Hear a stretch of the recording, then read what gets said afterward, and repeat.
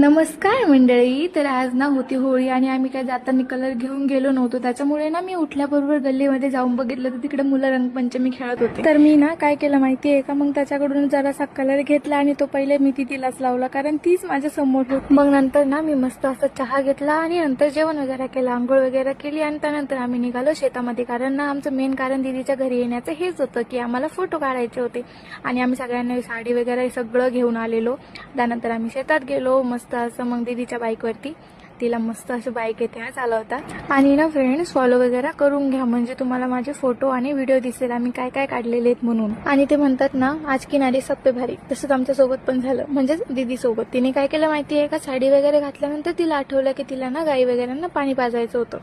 मग तिने ते सगळं केलं. आणि हेच काम जर आम्हाला सांगितले असताना तर आमच्याकडून अजिबात कसेच झाले नसते. साडीमध्ये तर कसंच नाही, नॉर्मली आम्ही करू शकत नाही.